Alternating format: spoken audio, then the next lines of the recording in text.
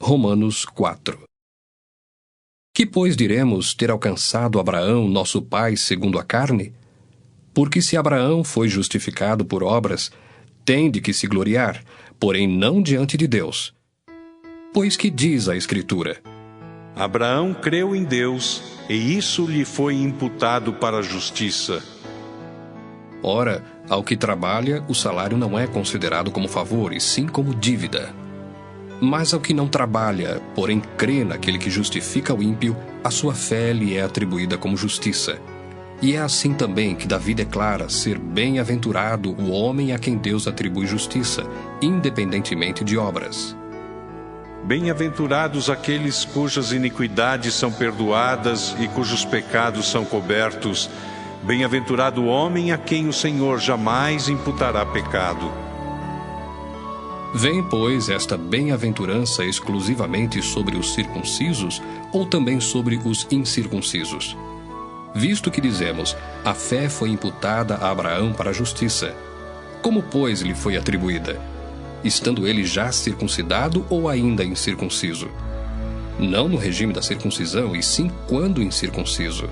E recebeu o sinal da circuncisão como selo da justiça da fé que teve quando ainda incircunciso, para vir a ser o pai de todos os que creem, embora não circuncidados, a fim de que lhes fosse imputada a justiça, e pai da circuncisão, isto é, daqueles que não são apenas circuncisos, mas também andam nas pisadas da fé que teve Abraão, nosso pai, antes de ser circuncidado.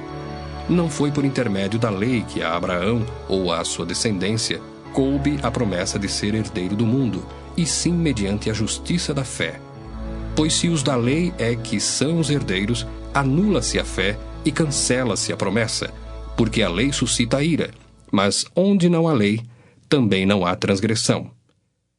Essa é a razão por que provém da fé, para que seja segundo a graça, a fim de que seja firme a promessa para toda a descendência, não somente ao que está no regime da lei, mas também ao que é da fé que teve Abraão, porque Abraão é pai de todos nós, como está escrito: Por pai de muitas nações te constituí.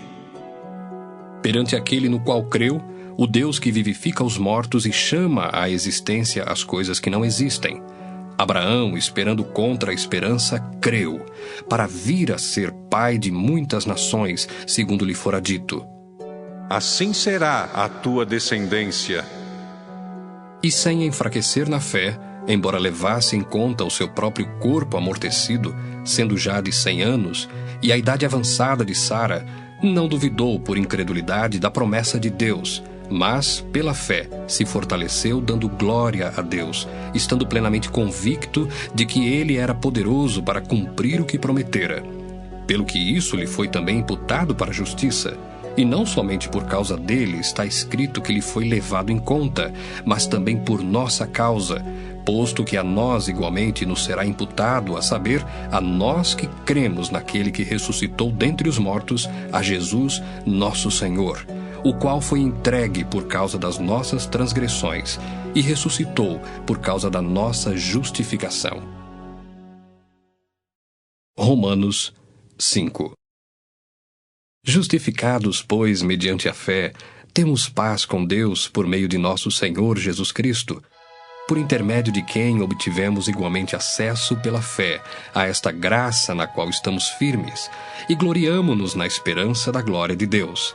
E não somente isto, mas também nos gloriamos nas próprias tribulações, sabendo que a tribulação produz perseverança, e a perseverança, experiência, e a experiência, esperança. Ora, a esperança não confunde, porque o amor de Deus é derramado em nosso coração pelo Espírito Santo que nos foi outorgado.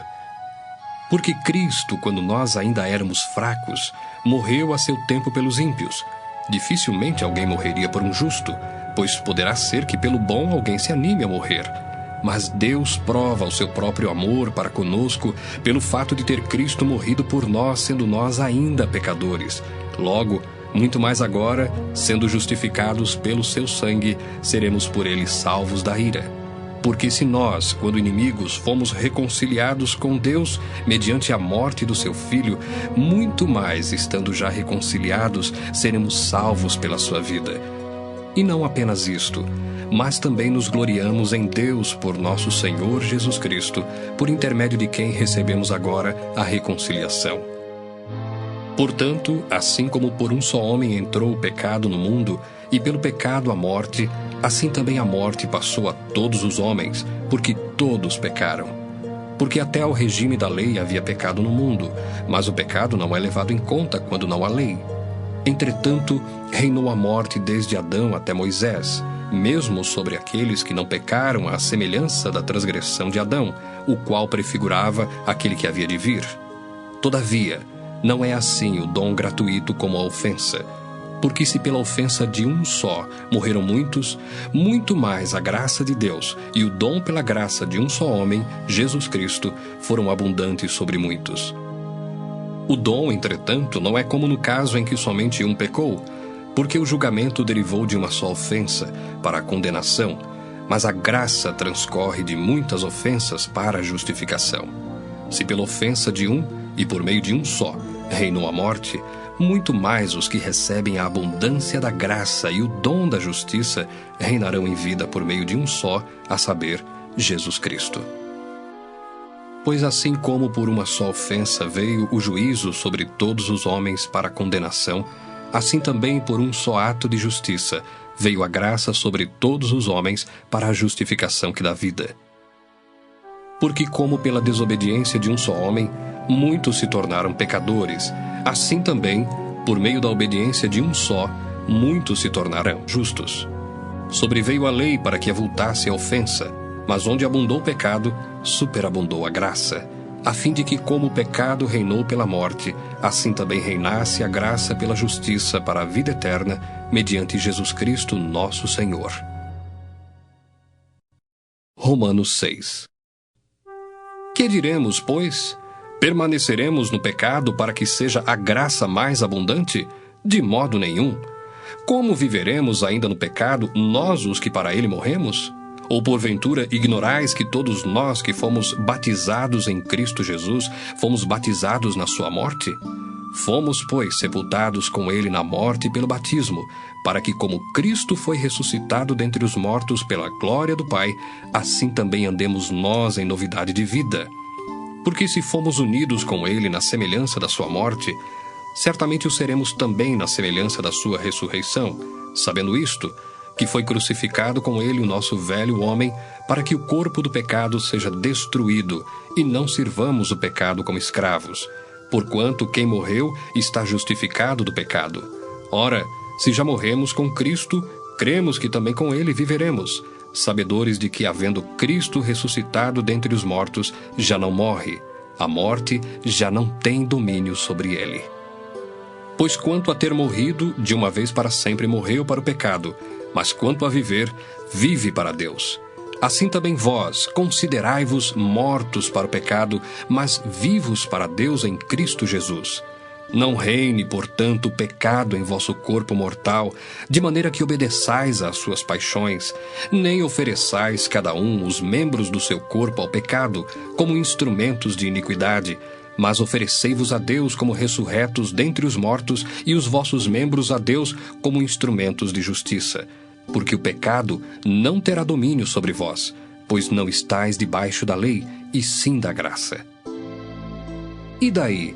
Havemos de pecar porque não estamos debaixo da lei, e sim da graça? De modo nenhum. Não sabeis que daquele a quem vos ofereceis como servos para a obediência, desse mesmo a quem obedeceis sois servos, seja do pecado para a morte, ou da obediência para a justiça? Mas graças a Deus, porque outrora, escravos do pecado, contudo, viestes a obedecer de coração à forma de doutrina a que fostes entregues. E uma vez libertados do pecado, fostes feitos servos da justiça. Falo como homem, por causa da fraqueza da vossa carne. Assim como oferecestes os vossos membros para a escravidão da impureza e da maldade para a maldade, assim oferecei agora os vossos membros para servirem à justiça para a santificação. Porque quando éreis escravos do pecado, estáveis isentos em relação à justiça. Naquele tempo, que resultados colhestes? Somente as coisas de que agora vos envergonhais, porque o fim delas é morte. Agora, porém, libertados do pecado, transformados em servos de Deus, tendes o vosso fruto para a santificação e, por fim, a vida eterna. Porque o salário do pecado é a morte, mas o dom gratuito de Deus é a vida eterna em Cristo Jesus, nosso Senhor.